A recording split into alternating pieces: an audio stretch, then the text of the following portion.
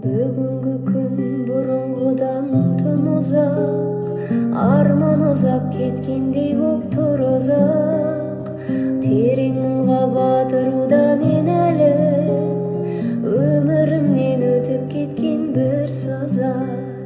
Ай жарығы қыр басынан асқанда, мұңға баттым қарап жатып аспанға. Қалың тұман жанарымды жауып тұр, шоқ жұлдызын анық көріп жатсам да.